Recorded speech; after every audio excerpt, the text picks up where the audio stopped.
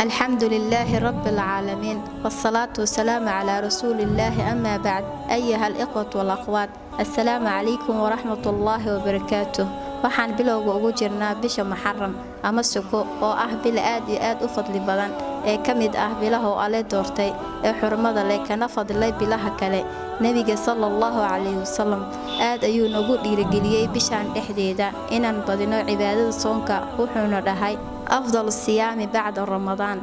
شهر الله محرم رواه مسلم نبي صلى الله عليه وسلم وحو دحاي صون waxa u fadli badan bisha Ramadaan kadib soonka la soomo bisha Muharram si gaar waxa ugu sii fadli badan bishan in la soomo maalinta Ashura oo ah maalinta tawnaad ee bisha Muharram maalinta Ashura waa maalin fadli badan oo soonkeeda nabiga sallallahu alayhi wasallam ku dadaali jiray soomida la soomayo maalinta Ashura waajib ma ahan laakiin waa suno aad u fadli badan dambi dhaafna lagu helayo qofkii sooma maalinta Ashura Allah waxa looga rajeynayaa inuu u dhaafo dunuubtii uu sameeyay sanadkii la soo dhaafay sababta loo soomayo maalinta Ashura waxay ku beegan tahay maalinta ay dhacday dhacdo weyn ee uu Alle xaqa ugu saro mariyay baadilka waa maalintii uu Ilaahay badbaadiyay Nabi Muuse iyo intii rumaysay halaagayna Fircoon iyo ciidankiisa Nabi Muuse alayhi salaam wuu soomay maalintaas shukrin oo Allah u shukrinayo nabigana sallallahu alayhi wasallam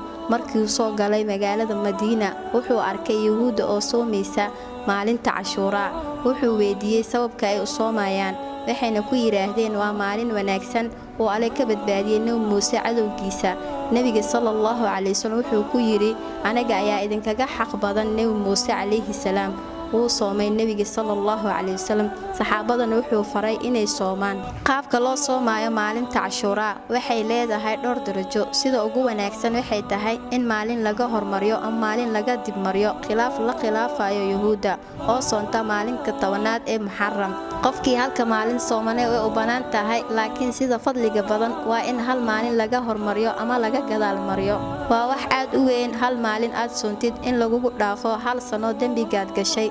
aan ka wada faa'iideysano insha Allah qofkan soomeen dadka kale ha xasuusiyo si ay ugu faa'iideystaan dambi dhaafkan nabiga sallallahu alayhi wasallam wuxuu dhahay addaala ala khayr ka faa'ilihi qofkii khayr qof tusaa wuxuu la mid yahay asagoo sameeyay khayrka wassalaamu alaykum wa rahmatullahi wa barakatuh